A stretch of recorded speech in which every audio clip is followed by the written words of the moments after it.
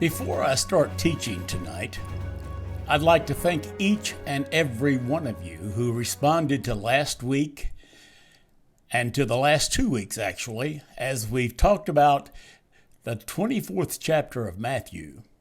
And when the disciples asked Jesus, "When will you return?" That's probably the most asked question in all of Christianity.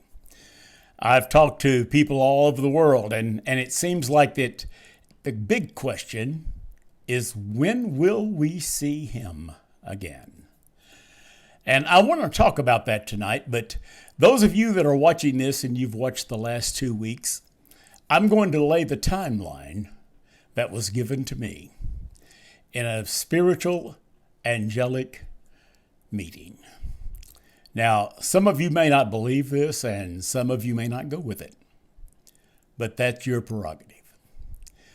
But as I said the last 2 weeks, when the angel of the Lord came to me and began to unroll the scrolls almost 50 years ago, he gave me something and he told me not to teach it until it was time.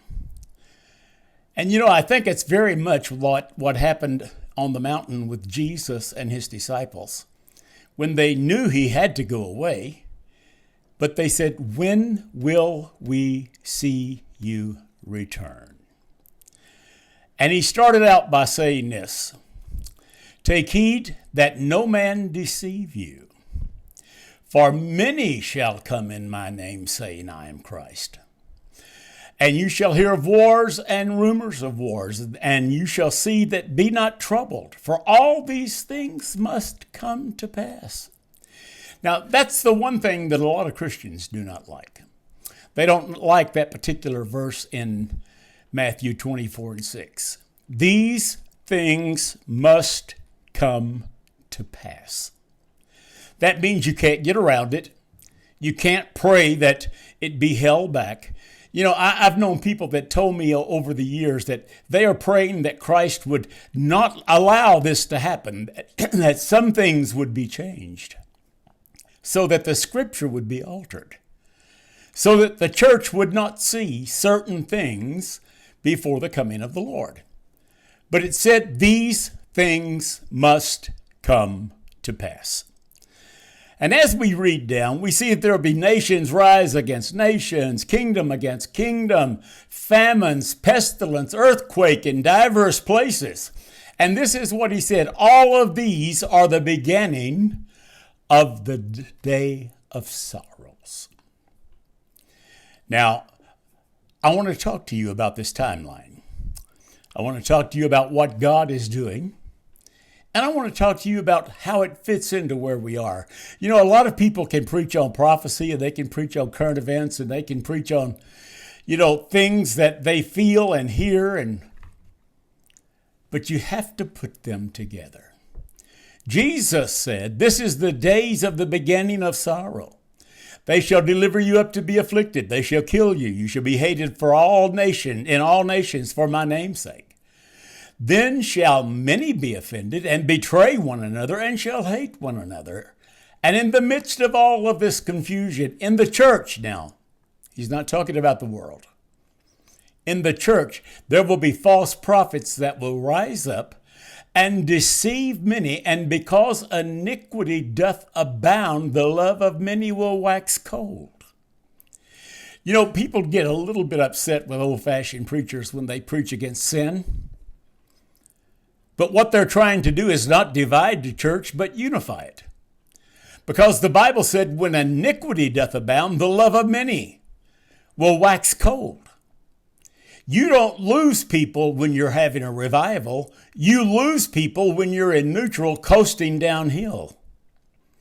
Like I said last week, there are a lot of preachers that have said that there is really no sin. It's just a state of mind you're going through. Well, the Word of God said no sin will enter there. So whatever state of mind you're in, if there's sin in your life, you need to stop and do a quick repair on your walk with God. You don't need to wait for somebody else to do it, and you don't need to wait to the last minute. But he that shall endure to the end, the same shall be saved. And he was not talking about the Great Tribulation, he was talking about going through the day of sorrows. So what I want to do today, I want to draw you a timeline on when the day of sorrows start and how we shall overcome. I cannot help but get a little upset with people that say, well, I can make it through the tribulation and I'll do this and I'll do that, or if I do this or I do that, I don't have to worry about being saved. I had an uncle that was called to preach, went into the military, became what is now called Navy SEALs, then they called them frogmen. Lost his experience with God, came back as a drunk and a bar hopper. One night, sitting in his living room, I was talking to him about the Lord. I'm just a teenage boy. We're talking about Revelation, and believe me, he knew the Bible better than anybody else I knew at that time. And he said, son, you know how I'm going to be saved? I said, how's that? He said, I can't live with the restrictions of the church. But what I'm going to do is I'm going to get right to the point where they're crucifying those that proclaim Christ. I'm going to lay my neck on the chopping block. They're going to cut my head off, and I'll wake up in the arms of God. I said, are you trying to tell me, sir, that you're going to die for Christ? He said, of course, I've got it all figured out. I said, well, let me tell you what I figured out. If you won't live for him, you won't die for him. He knows what he was called to do. He knew God had called him to preach. He ran from it all of his life. Finally, in answer to my grandmother's prayer when she said, God save him at any cost, in his latter years he had a stroke. Gave his heart to God. But he never drove another car. He never signed his name again. He never carried on an intelligence conversation after that. But he did have an experience with God. And I put him in the hands of God, and that's way above my pay grade to try to judge him. But the day of sorrow is where the church is today. So we have to look at what does it take to be saved. That's the magical question. When is he coming? How can I be saved? Will I go? Well, the day of sorrow, which we're all going through with pestilence, storms, famines, we're going to see wars. We're going to hear rumors of wars. We're going to see things that will shake you to the bone. We're going to see biological warfare. We're going to see nuclear warfare. All of that is in the first 15 verses of Matthew 24. Tie it into Revelation 12, 16, 17. Coming to the day of the abomination of desolation. Everything before the abomination of desolation are the beginning of sorrows. And Jesus said, you will see those. But let's plug that into where we are today for those of you that are catching up with us now. This is the third message that I've taught on this. Maybe I can help clarify. I had a lot of people text me, call me. I had people that sent word to me through others. Please go over that again. I've never really looked at it like that. I need to know more about where we are and what's going on. My job is not to confuse you. My job is to give you direction. And hopefully that's what I can do today. Now, we do know this, that the days that are the beginning of sorrows lays the platform for the Antichrist before he exposes himself in the temple as the abomination of desolation. So what we are seeing right now is the progressive movement in the world, the satanic Luciferian groups that are laying the platform for the Antichrist. Now, when you see politicians get up and talk about one world government, when they talk about the Progressive Socialist Party, what they're telling you is that their goal is to lay the platform for the Antichrist. America right now is in one of the greatest depressions emotionally than we've ever been in. We're divided. We're fighting amongst ourselves. We've got people that will not go to a baseball game because of something that the Major League Baseball did politically. I back that, by the way. If they want to enter into politics and they want to dictate I guess, the standard of voting in a state, and they don't want to go to that state and they pull their revenue and their support from that state, I say let them play to empty bleachers. Let the owners try to pay them with hot checks. Turn your TVs off. Tear your season tickets up. And tell them that if they are fighting against America, we will not support them. But it's all part of the platform. I mean, when the Bible said this must come to pass, that means you can't stop it, but you don't have to rally behind it. I don't think we're going to stop the move of the progressive governments right now by burning our season tickets or turning our TVs off, but I'm certainly not going to be in support of people who try to destroy America. So we see the platform being laid one plank at a time. The progressive government comes in, and it said, we're going to rule the world governments, bring them under one control, and give them to the Antichrist when the time is right. The UN right now has 193 countries under its umbrella. The Secretary General is getting ready to retire. Do not be surprised if Obama is not appointed to the ambassadorship of the UN by Joe Biden. And by doing so, will set himself up to become Secretary General and lay the foundation for every government in those 93 countries around the world to be supportive of the Antichrist. It's funny to me. You can give something a name and everybody said, oh, that must be the government, like the Federal Reserve, the Internal Revenue Service, the Council on Foreign Relations. None of those are government agencies. They have been put there, number one, to enslave the people with taxes, to enforce, and they call it forcible enforcement, by the way, of those taxes, to determine how your currency is printed and how it's written and what the interest rates are and what the obligation to pay it back would be.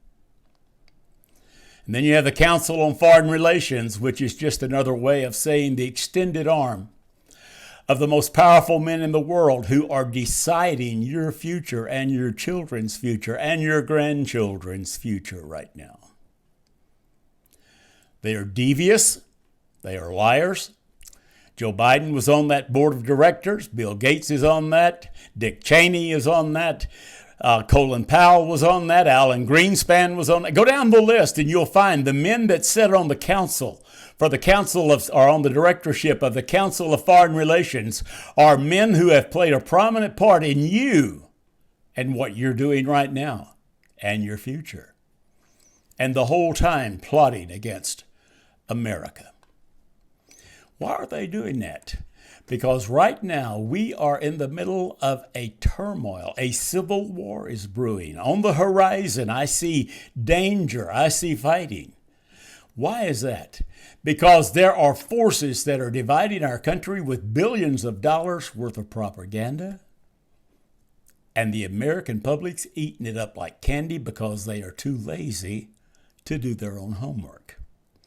Do you know that in 2017, in Davos at the World Economic Forum, that George Soros got up and made this statement: Donald Trump and his administration is the most dangerous force in the world, but not to worry. We'll take care of him in 2020.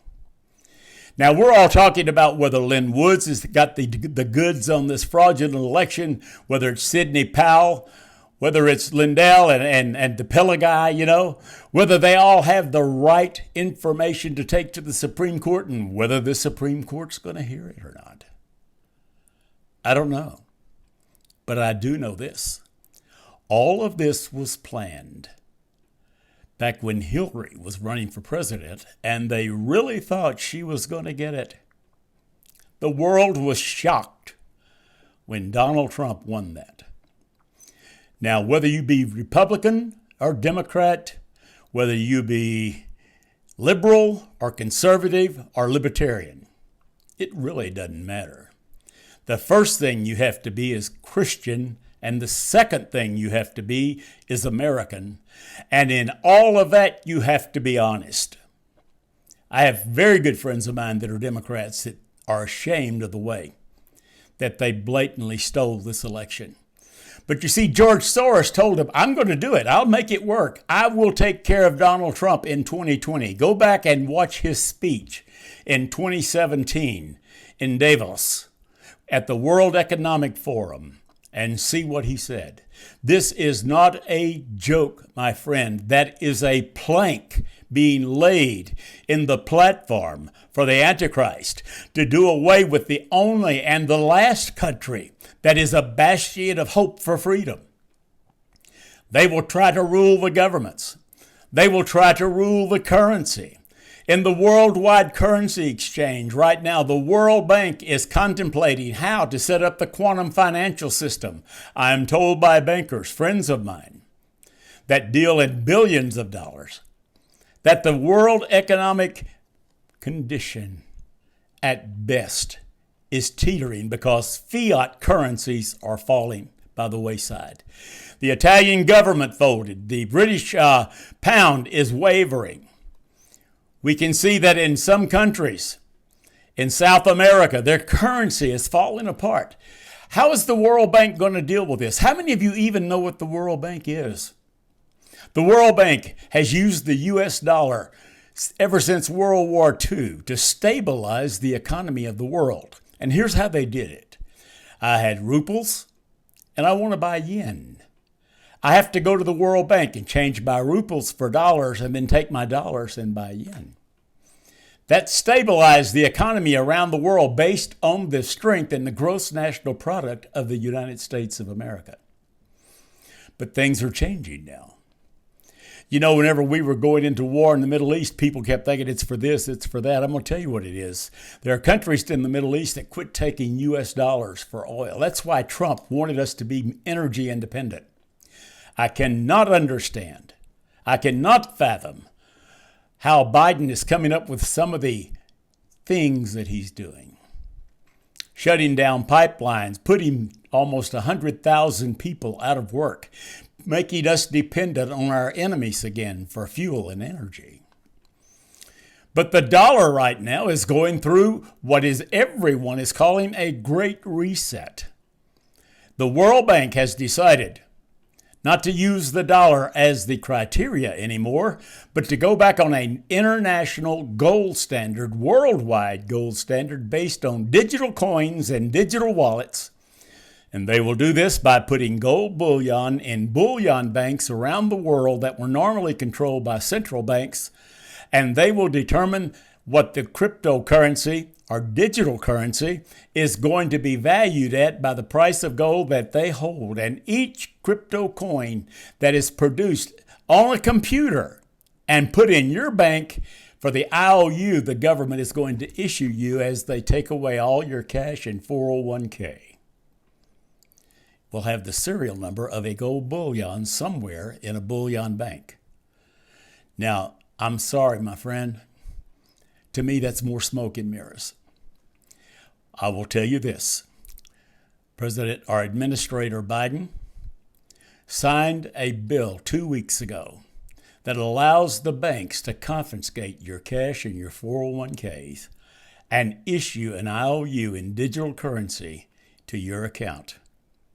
You will have virtual cards that they will give you on your telephone. You will have apps that you can pull these up when you go through the grocery line. All you have to do is swipe your phone.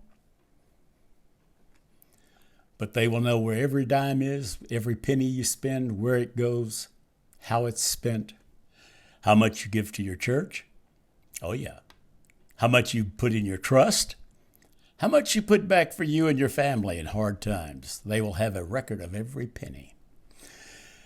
You know, a lot of people didn't realize this, but years ago, whenever they moved the president to the left-hand side of the $100 bill, they put in there a radioactive identification strip that tells where every piece of large currency in the world printed by the United States government through the Federal Reserve Bank is. And believe me, right now, what they're going to use is to confiscate your money by saying there's too much counterfeit on the market. But do you know how they catch bank robbers? They don't run them through the streets. It's not a high-speed chase. It's not even the die packs. They trace the radioactive strips in the large bills, and it's just like a GPS. The government is taking your currency and your ability to buy and sell away from you. Another thing that they're going to do is they're going to make sure you have a digital passport, which means you have to take the vaccine. I've got friends of mine that are calling me. My boss told me not to come to work unless I had the vaccine. I've got nursing friends, doctors, that said the hospitals say we do not have practicing privileges in that hospital anymore until we get the vaccine. And to make it work, the hospitals are giving employees a $500 stipend to take the vaccine. They're having to pay them. There are doctors all over the world that are being put on intelligence lists called terrorists, if you please. They are calling them a threat to national security because they are telling their patients not to take the vaccine. It's not a vaccine, it's gene therapy. And it will destroy your autoimmune system. That's just one of the things that they're doing worldwide. Worldwide. I've got evangelists that are saying, what about my overseas ministry? Will I be able to preach? If I don't have the vaccine, can I get a visa into that country? There are countries in Africa right now that will not let you in unless you have a current negative test, a vaccine card, and are willing to spend a few days in quarantine when you get there to make sure that all your paperwork matches up. This is not an easy thing to say, but we are in the middle of more than a pandemic. We are in the middle of martial law that's shutting down the world. And America's standing back saying, oh, good, I got my vaccine. Yeah. You need to look into that a little more. I'll teach on that a little more. There's a ripple effect that's going through the world right now. Do you know that when the euro dollar began to crumble and there was a reset in Europe for the European Common Market, and they had Brexit, which means the Britons were coming out of the European Common Market. There are 27 countries in that Euro market right now that's trying to get out from under control because there was 2 or 3 people manipulating the euro dollar and crashing governments in Europe. Governments that did not accept the progressive socialist standard. Now, I know there's an economic movement, and I know there's an economical movement, and I know that there is a religious movement, the ecumenical movement, the ecumenical council, the ecumenical great group that they've formed to tell you what to believe. They're setting doctrine all over the world. They have churches that are going to be in Chrislam. We believe in Jesus. We believe in Allah. If you're a Christian, you can come here. If you're a Muslim, you can come here. If you don't believe anything, you can come here. And if you just enjoy the music, come here, because we don't teach on sin anymore. We teach on the state of mind, the state of heart, how you feel. All of this is playing into the hands of the planks on the platform of the Antichrist. Did you know that right now, there is a progressive movement in Christendom that will allow the government to step in and take over pulpits through the authority of their 501c3. Make sure your doctrine lines up with somebody in Washington. This is the same somebody in Washington who said that Jesus Christ and the will of God had no place in our Congress. They have the authority under a 501c3 to tell you whether you're tax exempt, whether your doctrine is offensive. You know what they're calling it now when you preach against homosexuality, against sin, against adultery, against drug use and alcoholism? Hate speech. Hate speech. The Bible said there was a time when they would call good evil and evil good. It's not hate speech, my friend, to tell somebody they need to get well. If somebody has cancer and you say you need to get well, I know somebody that can help you get well, but you've got cancer. Is that hate speech?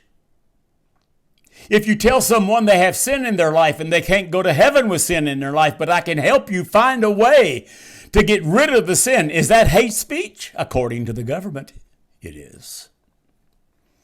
Because you're making a spectacle out of a woman that is a prostitute, a man that is a pimp. You're making a spectacle out of someone that has a drug habit they can't whip. You've got it making a spectacle out of someone that's an alcoholic and beats his wife and kids. Rather than say, Jesus Christ died for you and I can help you wash that sin away, they're telling you to accept it, keep your mouth shut, because the government has determined it's hate speech and they're coming in your church after you to do that and take away the authority that God gave you with a group of people. They'll also stop your community services if you don't tally up to what they determine to be the norm. That's happening as we speak. That's not coming. This is the beginning of a day of sorrow. This falls into where they will hate you in all nations for my name's sake. When you use the name of Jesus and talk about salvation and you belittle sin, they say that you are breaking civil rights boundaries. All I've got to say is that these politicians better remember who Ananias and Sapphira was, because judgment is going to come against them for trying to destroy the ability of the church to help people and turning churches into places of fear. You know, one girl got up and ran out of church and said, I had to find a safe space. I felt terrible when he was preaching. That's because you had sin in your life, and it's called condemnation. It was God trying to call you to repent and change your ways. The whole world as we know it today is under communist rule except America. The rest of the world, other than America, and I can't say that about America now since we had the election, but let me get on with my notes. They are either under dictatorship, a theocratic government, or monarchical rule. And that is what is driving the world toward a socialist government, which is the threshold for communism. And what is communism? Another term for slavery. The progressive movement, the socialist movement, the democratic communist socialist movement is trying to package America right now and hand it to the Antichrist as part of the platform as the last bastion of freedom in the world.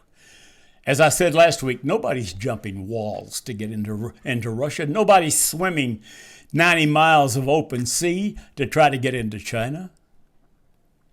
Nobody is going to Cuba. They're all coming this way. Why? Why did we build a wall around our country? Not to keep people in, but because we were the last bastion of freedom and hope. Religious practices that we have today are being taken away from us as they take our freedom to go to work, they take our freedom to go to church, they take our freedom to vote. They stole the vote from the American people, and that's what made us different. I love you, but I want to share one more thing with you. Bear with me just 2 more minutes. In 2017, in the World Economic Forum, George Soros got up and announced to the world, I just watched it again today to make sure I was telling you exactly what he said. He got up and told the world leaders at the World Economic Forum in Davos that Donald Trump and his administration was the most dangerous administration and person in the world. But he said not to worry. We will take care of him in 2020. What is interesting is that in 2019, Trump addressed the forum in Davos, and he said, we've done everything we can to make America first, to make America great, to make sure that our heritage is preserved, to make sure our religious freedoms are in place. But one thing you can be sure of, we will never, ever, ever, never be a socialist country. The war had already been waged against him in 2017. They had already determined how to steal the election.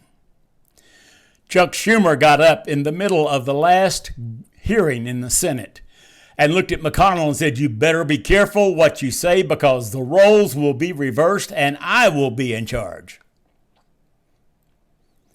And that's what happened. Regardless of how you voted, they had already determined. George Soros had already put billions of dollars with Bill Gates, with other billionaires around the world, with high-tech companies to silence the president. They censored him, silenced him, and made sure the American people never got a chance to hear what was going on. How do I know? They cut me off many social medias because I just read newspapers and told the truth. Actually repeated some of the words from CNN, but they didn't like it because it went against the narrative. My friend, America should never, ever have to fear of losing its rights and freedoms.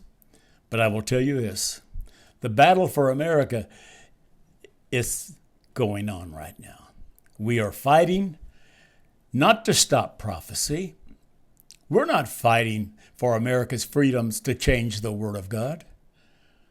We're here today to try to get you to understand there is a period of time for the church to prepare for the real great tribulation, not just the beginning of the day of sorrows. That's bad enough, but there is another tribulation coming called the great day of tribulation after the day of sorrows. And he said, never before nor ever again will the world know trouble or tribulation like it knows then.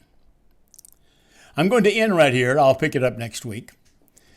I want to tell each and every one of you that bless our ministry, we need your help. This is not a financial time that we need to hold back. It's time that we need to support the ministries. I support other ministries. When money comes to this broadcast, I share it with other ministries. But we need your help. Please go to HeyGoodInternationalMinistries.com. Go to the donate button and go to PayPal, and you know the rest. I'm not begging you tonight. I'm simply telling you. If God lays it on your heart to help us, we need your assistance. We are being fought from every angle. This message will go out. If I have to get a billboard and walk up and down Main Street in Dallas and Fort Worth, this message will go out. Hey, I love you. God bless you. God bless your family. And God bless America. Until then, Paul Haygood, Prophets and Prophecy.